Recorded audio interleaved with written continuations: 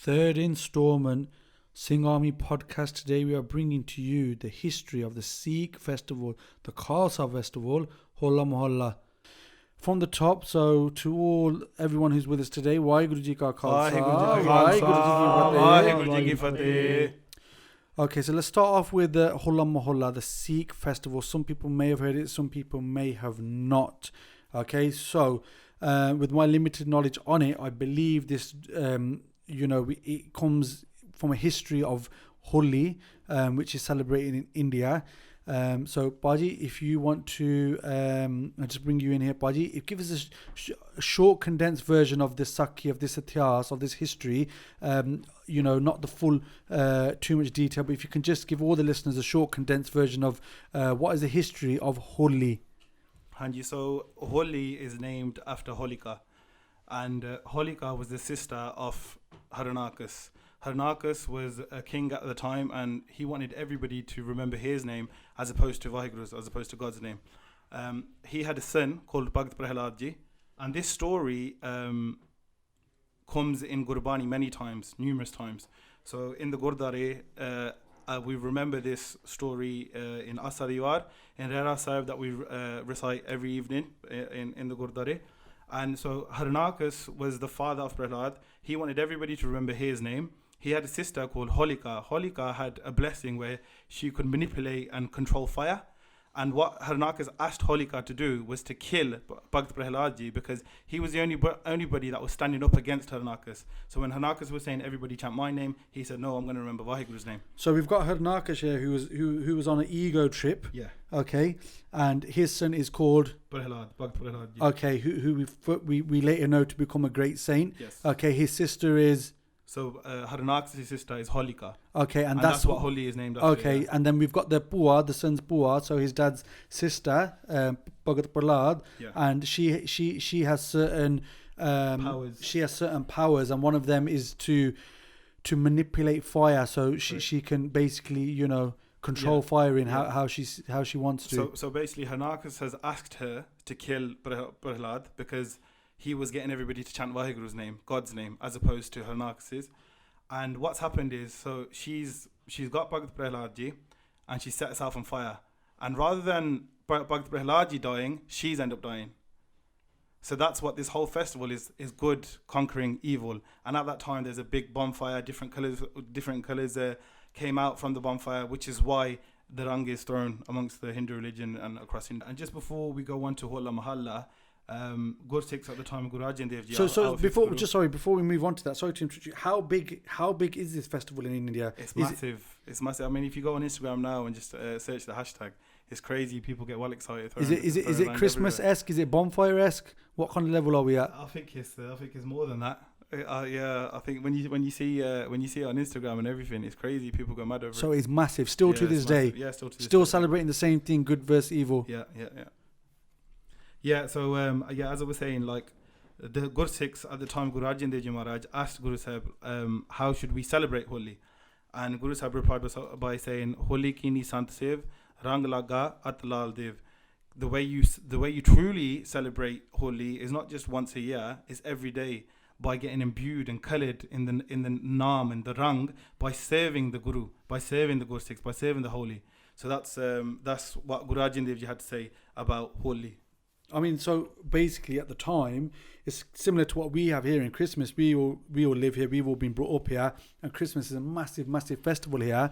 So at the time that at these times, the Singhs... Massive melee. Every year celebrated hugely in India. So then the Singhs went to Guru Sahib and said, okay, so obviously, we it's not a part of our history, but we live here, and, it's a really positive time of year, and it's a big celebration. How do we become a part of this celebration? Yeah. And Maharaj then recites that Shabad. That's correct, yeah.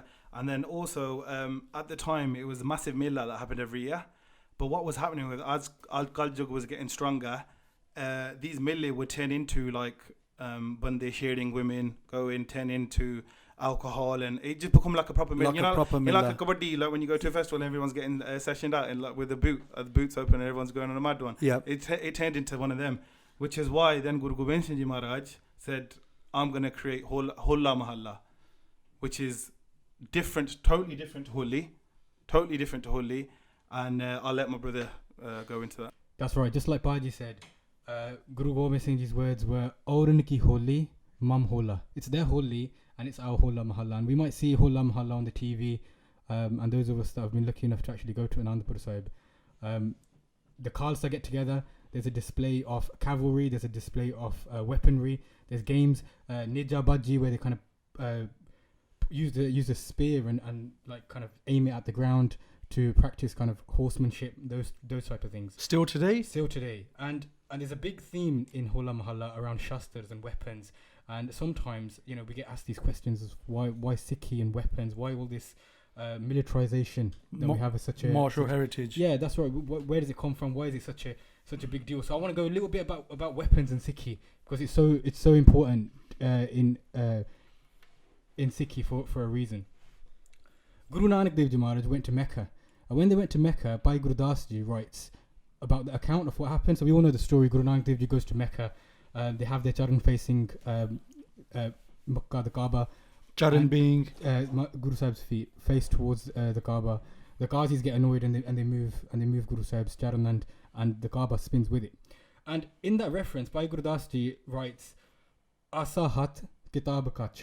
That Guru Nanak Dev Ji went with texts under their shoulder, and Asa, which is a staff, which is a stick. Guru Nanak Dev Ji went to Mecca with a shastra. Asa, that same shastra then is referenced in As Kirpan Khandu Khari later by Guru Gobind Singh Ji, and As is a staff. So Guru Nanak Dev Ji is armed, although they didn't have to use it in their time. It was a different kind of time where Guru Nanak Dev Ji spread Sikhi and spread the truth through a kind of different means and dialogue and that kind of thing. That happens in Guru Nanak Dev Ji's time. Just sticking with that Guru Nanak Dev Ji theme is well recorded, well documented that Guru Nanak Dev Ji did show the Shastra Vidya to Baba Buddha Ji. That's right. Yeah. So even though Guru Har Gobind Sahib Ji was the first one to actually go to war, the sixth Guru Sahib, but it did come, the Vidya, the knowledge, the actual skill did come from Guru Nanak Dev Ji. Absolutely. And there we after that, Guru Angad Dev Ji sets up Gurdwara Mal Akhada Sahib, which is basically a school of wrestling. So Guru Angad Dev Ji encouraged this wrestling aspect and martial training in Sikhi. And as time kind of goes on, Guru Nanak Dev Ji's time, there's a settlement of Sikhs at Kartarpur Sahib. Guru Angad Dev Ji's times, there's a settlement of Sikhs at Kadur Sahib. Same thing happens in Guru Amar Das Ji's time. There's a settlement of Sikhs in Goindwal Sahib, and then Guru Ram Das Ji's time, there's another settlement in Amritsar. And we're in the time of Guru Arjan Dev Ji now. So as these settlements of Sikhs are propping up, Guru Amar Das Ji's time, Akbar, the Mughal emperor, comes to see Guru Sahib. So not only are we kind of becoming a settlement of peoples that are spread across different places, and this notion of sovereignty starts to come in. So the Sikhs are governed independently at Kadur Sahib, independently under Guru Amar Das Ji at Goindwal Sahib. But also Sikhs now have audience with the Mughal emperor, and the Mughal emperor is no joke. It's probably one of the most richest people to have lived in the South Asian subcontinent. This is one of the most powerful Rajas to ever exist. And Akbar comes to see Guru Amar Das Ji, and they're cordial. Guru Ram Das Ji's time, again, more settlements of Sikhs. And then by the time we get to Guru Arjan Dev Ji's time, we know about the Shahadat of Guru Arjan Dev Ji. Guru Arjan Dev Ji becomes martyred, with the main conspirator being Chandu, who was jealous of Guru Arjan Dev Ji. There's a lot of history there, I won't go into it too much. But after the Shahidi of Guru Arjan Dev Ji, the Guruship goes to their son, Guru Har Gobind Sahib Ji, and this is where the changing nature and the changing kind of themes in Sikhi become very official. So whilst there's always been this undertone of martial heritage, it becomes very official when Guru Har Gobind Sahib Ji is given the Gurgaddi. Guru Har Gobind Sahib Ji is given the Gurgaddi, and two Taddis come to Guru Har Gobind Sahib Ji, and usually when they used to give the Gurgaddi, something called a Seli Topi was offered, and that was kind of a mark in our South Asian culture of fakiri, of kind of bhakti, or of someone who's basically a saintly person, right? Someone who's renounced the world and is only focused on spiritual progression. Guru Har Gobind Sahib Ji at that time rejected that, and instead they opted to wear the two kirpana, Miri and Piri, right? One for religious power and one for kind of political and sovereign power. And the Taddi's right, Dohan Kurbana Badia, ek miri di, ek piri di, ek raj di, ek azmat di, ek rakhi kare waziri di, that these two Kurbanas symbolize two great things, two great factions, two great facets of Sikhi coming together, and they sign off with something that was a real good vanguard, a challenge to the then government and the then emperor, Pag teri ki Jahangir di, that that Jahangir is nothing compared to you, Guru Hargobind Sahib Ji. And there it becomes official. And Jahangir being the emperor at that time. The emperor at that time, and the person who was also responsible for the Shahidi of Guru Arjan Dev Ji. And I mean, just to put that into context, I was recently listening to one of Sant Janel Singh Ji's translated speeches, and in there people are accusing him, saying you've militarized the Sikhs, you've radicalized the Sikhs, and he used that part of history, what you've just described, and he said after the Shahidi of Guru Arjan Dev Ji, Guru Hargobind Sahib Ji, they took up arms, they took up Miri and Piri, and then he said even at that time, because people can slander me and point fingers at me, but if they can do it to our Guru Sahib, of course they can do it to me. Who am I to compare to our Guru Sahib? And but what you've done there, you've given us a history of actually it wasn't just started from Guru Hargobind Sahib Ji.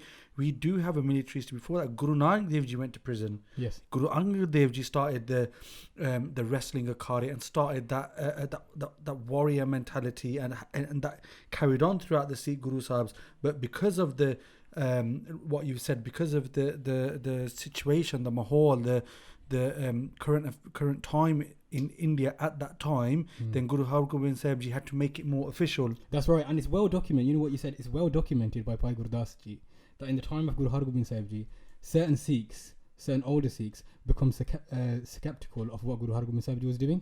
So this idea, and we still get that today. We still get this today. So even when they were given the Guru Gaddi, there's a var by Bhai Gurdas Ji where they talk about that the Sikhs started to say things like the previous Guru used to tell us to jap naam and give us bani. This Guru spends most of his time training and hunting, and that's well documented by Guru Das Ji as well. So even that theory amongst Sikhs existed then in Guru Hargobind Sahib Ji's army, in Guru Hargobind Sahib Ji's time. Sorry. So the next point I wanted to make was Guru Hargobind Sahib Ji then started an army, the Akal Sena, and what they did was these Sikhs avenged the shahadat of Guru Arjan Dev Ji. Again, it's for some reason it's been a Western obsession or some strange obsession of Punjabis, is that Sikhs don't retaliate or did turning off the other cheek. Badala lena is some sort of bad thing.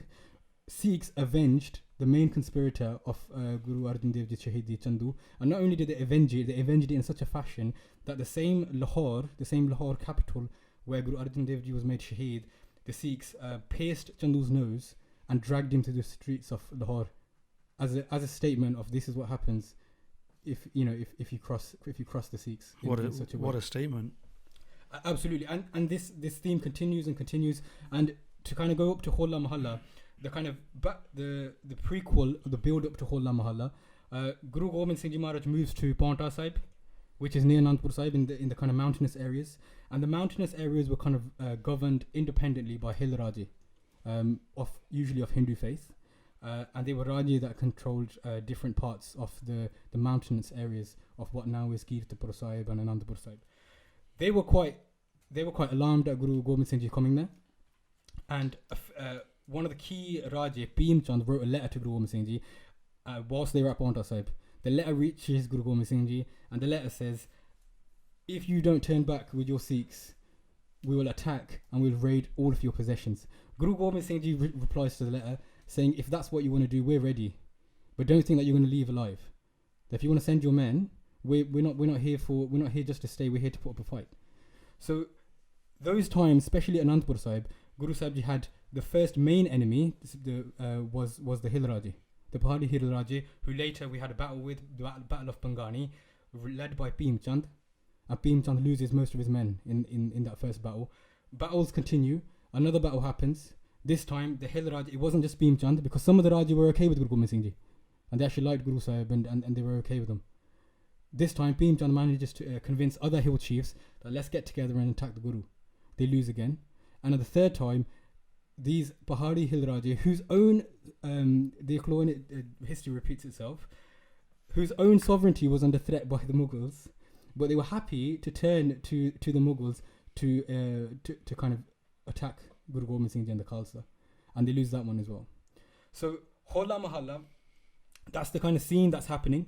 So this all the actual day of Hola Mohalla, 1701, and Guru Sahib at a Killa Holgarh. So when we go to Anandpur Sahib, a Killa is a fort. Sorry. So when we go to Anandpur Sahib, there's many forts that are there. And at Kesgarh Sahib is where the Amrit was made ready. Vaisakhi. We have Lohgarh. Lohgarh is the famous Killa where Bhai Bachittar Singh Ji turned away the Hathi. Holgarh is where Hola Mohalla kind of took place. So all of these Kille at Anandpur Sahib. And these are all around the vicinity of Anandpur Sahib. Right. And, and any Sikh that's been, all throughout our lifetime, so many of the listeners listening, they've been, and they maybe don't know the history and the significance and what actually took place at these Gurukars, but Anandpur Sahib is one where pretty much everyone's been. Yeah. And so there's so much history there. There's a lot. There's not often we just go to Kesgarh Sahib. There's a Killa called Nirmogarh, which is basically set up as a vantage point. And there's a famous story where Guru Sahib was fired upon as in a cannon, and it took out the person that was doing Chaur Sahib on Guru Gobind Singh Ji. Guru Gobind Singh Ji returned with the arrow and killed the person that shot the arrow, and also shot the cannon. Sorry. So there's a lot of history at Anandpur Sahib. At Holgarh Sahib, Guru Sahib set up two teams, one to defend the Killa, the fort, and one to attack. And these kind of teams, the winning teams, were given sarupe, were given awards by Guru Sahib. Guru Sahib checked everyone's weapons. By Nandalal Ji, who was a great poet. So just to take you back there, this was a war game. Yeah, that's right. Battle simulation. So battle simulation, war game, capture the flag effectively. Yeah. So and I think it's important to note this isn't just dry theory, like in games in terms of it's dry theory. All of these things happen, and later on we're going to have Jamgaur Sahib, which is going to be 40 versus 1.2 million Mughal and mercenary Fauj. So all of this is the beginnings of what the Khalsa will achieve. The preparations and the training. That's right. And the kind of the vision for the Khalsa is set. Whether that's Jamgaur Sahib, whether that's even later than that, some of the Sikhs would have been very young at the time, but whether it's even later than that, if it's Baba Deep Singh or it's Banda Singh Bahadur, those times are kind of those seeds are being planted now. So what I'm taking away from that is, we sometimes we get a misconstrued history sometimes where, a battle took place and, the saints were blessed and they went to battle and they won the battle and that's how it worked. But no, there was choice of weapons, there was training, there was battle simulations. So we trained for our battles. Absolutely, yeah. Guru Gobind Singh Ji Maharaj is God on earth, and I think if we read Bhai Nandalal Ji's works, their Sharda for Guru Gobind Singh Ji is second to none. So deep to the extent that they say things like the glimmer in Guru Gobind Singh Ji's eye is nothing compared to the moon. In very deep poetic terms, they describe Guru Gobind Singh. So no doubt about it, Guru Gobind Singh Ji is God for us. However, we can't take away the aspect of Guru Gobind Singh Ji's actual skill and the Sikhs' actual skill to achieve these kind of feats, to be the leading rebel militia that takes out one of the leading empires to ever exist in South Asia. Of course, while it's spiritual wisdom, it took physical practice. That's what you're saying. Yeah, that's right. And today the Khalsa, the Sikhs, do you feel as if we've lost that? Yeah, it's important because sometimes we say, oh well, ki lodi of shastrandi or to have weapons, and I think there's a great story of, well, this is when we were the hunted, and later on we have Raj under Maharaja Ranjit Singh, and it's important to know that Maharaja Ranjit Singh used to because so Hola Mohalla is happening in Basant, in the kind of Rut of Basant, so in the season of spring, and Maharaja Ranjit Singh used to host a Basanti Darbar. So essentially, he used to call loads of traders from all over India, all over the place, and they used to kind of trade. And it just used to be a bit of a big mela as well, right? And that Basant Darbar used to finish on Hola Mohalla. So even when we had Raj, we celebrated Hola Mohalla.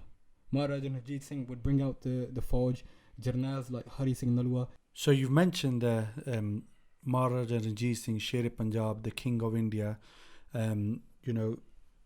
and so you're saying that the training was key part of the Khalsa. Now I've read and I've heard about the history of when they were king and the British had already taken over the south of India. Yeah. Maharaja Ranjit Singh residing in the north at the time, and they sent spies to just watch their training. Yeah. And upon watching their training, they reported back and explained to the generals the ferocity and the skill level of the Khalsa Forge and the Khalsa army and Maharaja Ranjit Singh's army, and based upon that, they decided not to attack. Yeah, that's right. So, Maharaja Ranjit Singh's Punjab is the last place to be conquered in the British conquest of India. 1849, the British arrive much earlier than that, in even as early as the 1700s. 1849 is when Sikh Raj kind of goes at the hands of the Gori. And it's interesting that you mentioned that, because we're talking about Hola Mohalla, spirituality and martial tradition, Maharaja Ranjit Singh. And there's a great story of Maharaja Ranjit Singh and Akali Phula Singh. And just a really Akali Phula Singh being their general, the Jathedar of Akal Takht Sahib, Akali Phula Singh. And there's some British rock up, like you said. The Gori had this idea of, we'll go there, we'll trade, we'll make friends with them, and then we'll take over. And absolute merciless attitude that they've had across the world, really. So when they came and watched the training of Maharaja Ranjit Singh, try to understand what Sikhs are about, there's a kind of a tent set up for the Sikhs where Maharaja Ranjit Singh is going to take rest, and the Sikhs are going to rest. Akali Phula Singh's there, and he's Maharaja Ranjit Singh brings his British guests with him, and Akali Phula Singh, the Jathedar of Akal Takht Sahib. So again, this is a spiritual position. You could say a religious position. Maharaja Ranjit Singh is the king in terms of a political position, and this is how the relationship works. Is spirituality and political power. Akali Phula Singh says, you can come in to Maharaja Ranjit Singh, but the Gora has to stay outside. in front of the Gora, because he has a special guest. Yeah, because he's not coming in. Yeah. There was this distrust, and Maharaja Ranjit Singh didn't have the authority in that sense, because he had to overrule, and he said okay, and he asked Akali Phula Singh why, and Akali Phula Singh said they'll betray you in the future, and Sikh Raj fell at their hands, at the Gori that we were entertaining. Deep history, very, very deep history. And just to take it all the way back there to the second Guru Sahib, Guru Angad Dev Ji. Now, wrestling in our culture, in our community, is something that we used to be. So even now, when you go to Punjab and you see wrestling, kusti they call it, in the sandpits, you see it take place. There's thousands watching, and I was so shocked to this day that the amount of money that is basically available from as prize money. So we talk about all these other shows, but in India, which is some parts of it which is still third world, and the amount of money that is prize money for wrestling shows in India has still got a massive history. I mean, as we've come we've moved away and we've come into these Western countries, we haven't taken it up. There's very few and far between. Arjun Puller, I think, represented Canada at the Olympic Games, but apart from that, I can't really think of any other athletes that are taking up wrestling. There's been a few guys here in the UK that have done it, and it's such a shame because there's so much history there. We have a Godara Sahib named after Malakara, named after the wrestling and entwined with our wrestling history. So if anything, we need to pick up this history. We need to take this basically this forward, and we need to implement it into our youth. It's such a big thing. Now, Hola Mohalla, so what you've told me there, Baji, is that it's been celebrated for hundreds of years. It's been literally celebrated for hundreds of years, and I haven't been myself. But the way you're describing, has anybody been here? Has anyone seen what it's like today? And the atmosphere, the kind of people that are in attendance. Yeah, Maharaj Kirpa, a couple of years ago, I got the opportunity to go to Anandpur Sahib, where it's celebrated, and it was something spectacular. It's amazing. Words can't describe the scenes. It's amazing, like how you've got all the different like Sikh missiles, like you've got Tarnadal, Buddhadal, all these different Jathebandiyan that are all, it's amazing. Like, I mean, there's Kavi Darbars taking place. There's like that's poets. You've got Kirtan programs going everywhere. You've got Akhand Path Sahib orgs going on, and all of these dals, all these things are all just pitched up. And then on the last day, everybody marches together. A mahalla's taken out. Everybody marches past Sri Keskar Sahib to a stadium, and then they show off their martial skills, like you were saying at the start. Nidja Baji. You've got Singhs that are galloping on horses, standing on two horses. So one Singh standing on two horses at the same time, picking something off the floor with their spear. Like, I've not seen that anywhere else in the world. Have you ever seen a banda ride a horse standing full gallop, blasting full gallop? Only in those videos. Oh yeah, that's what I mean. Only Singhs can do this. It's like Baji was saying, it's in our blood.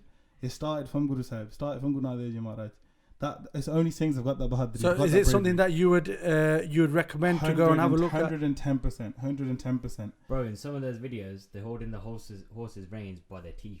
That's it. Yeah, that's Down straight by up. their teeth. Yeah. And often we talk about this is in our blood, huh? Like we say this. Yeah, this it's referred is to a who lot. we are. Yeah, of course. This is in our blood.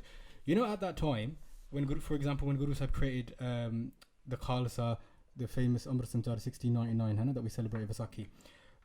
People, we talked about the Hilraji. They were annoyed at the fact that Guru Gobind Singh Ji was enlisting what were low castes into his army, and their theory was we're born warriors. We're the Hindu Hilraji.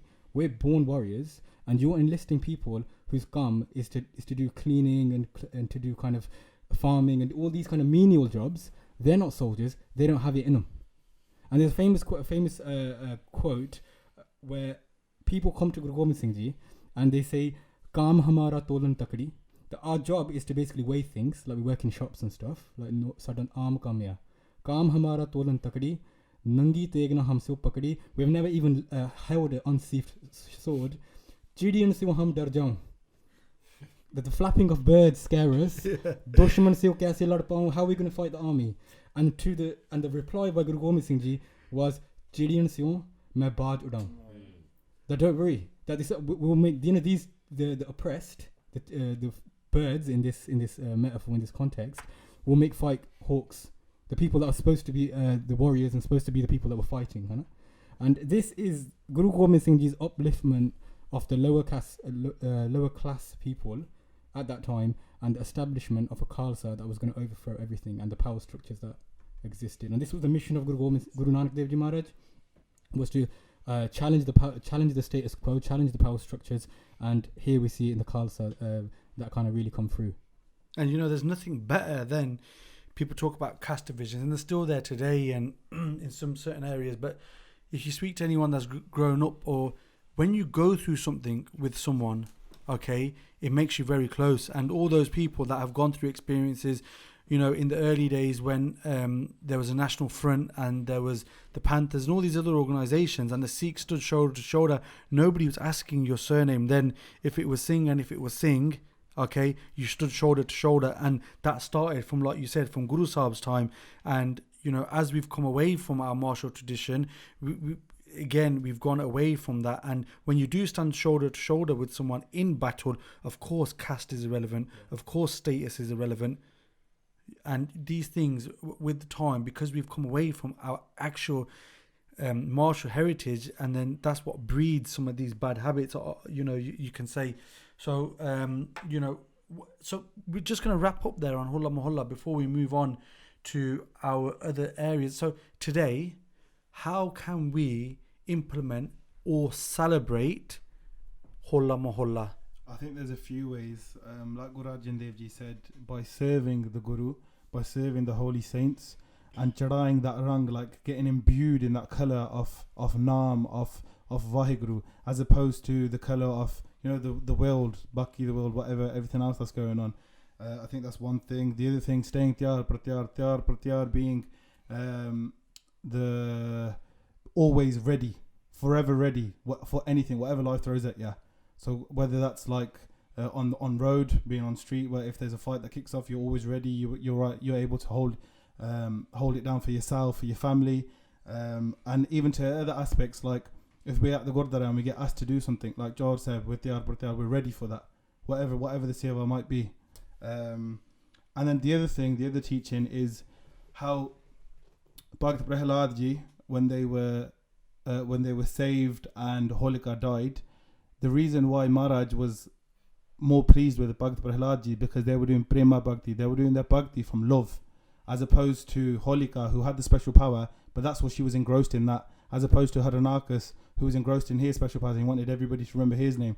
So Prema Bhakti, remembering Vaheguru from the bottom of your heart, that's over everything. That will always be number one. And Baji, you just want to finish off here as well? Yeah, in regards to staying tiyar par tiyar, so tiyar par tiyar nihang singani bol balliya to always remain ready, hana? Whether that's spiritually, whether that's to do any seva, hana?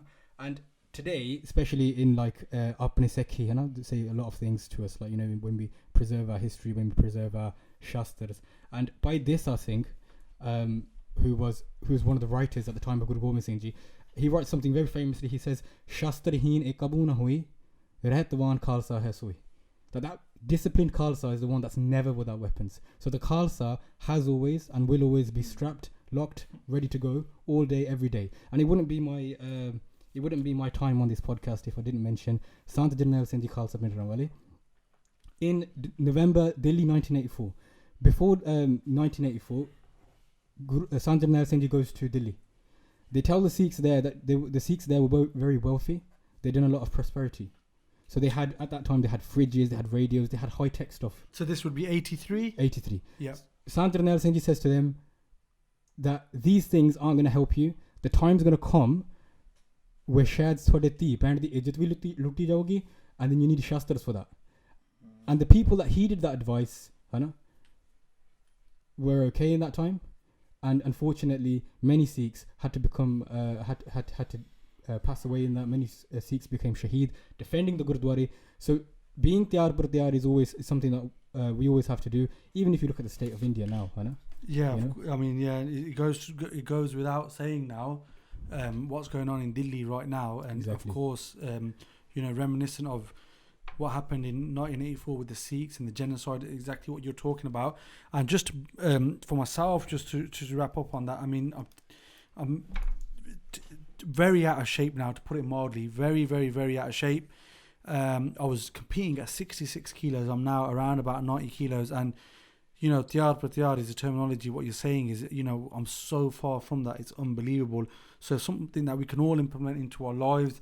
And, you know, taking it to the training aspect, I say this to the youth all the time that are coming to the gym who are training. I'm like, if you can't do it in training, you can't do it in real life. And that's the reality of it.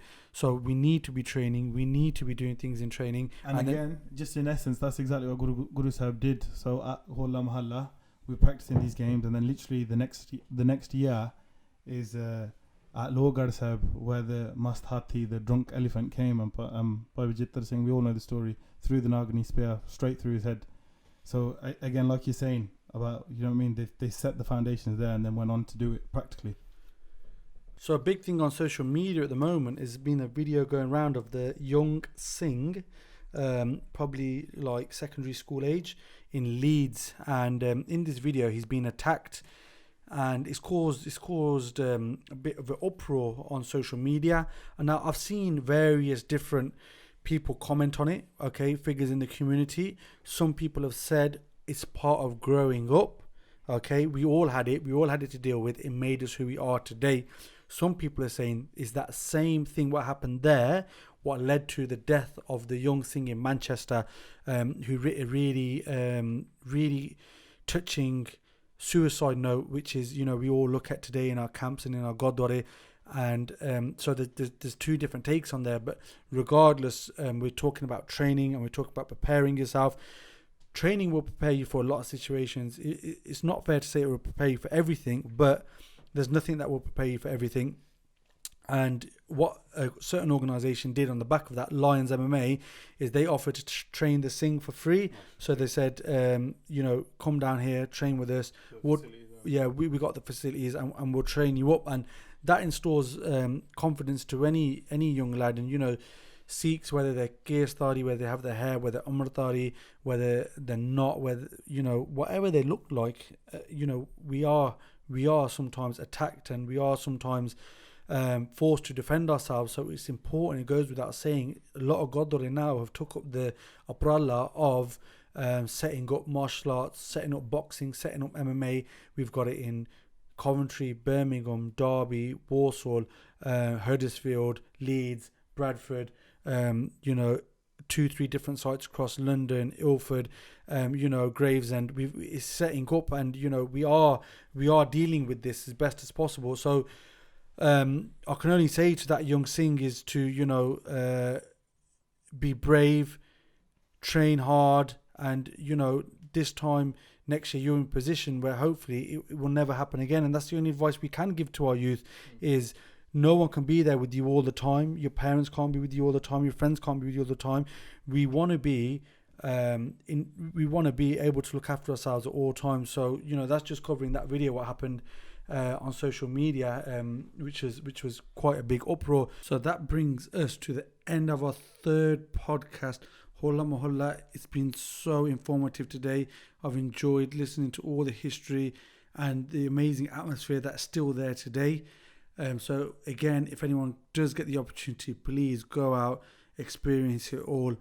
Now, going forward, just wanted to take on answer one of the questions that we've been getting regular, and that is, is there going to be a core army or a female Singhini or core podcast? Now, what I want to say is that this podcast is aimed for our sisters, our mothers, our daughters, all the females in the Punjabi community and further afield. And we will be getting representatives on here. We will be getting females on here. You will be heard. Your views will be on here. There's various different topics. We're still very, very early on, but you will be. I promise you, I guarantee you, you will be well represented on here. And to all those guys who have not subscribed yet, Instagram, Facebook and YouTube, please click on your notifications, please click to subscribe, and please stay tuned. Thank you very much. Waheguru Ji Ka Khalsa, Waheguru Ji Ki Fateh.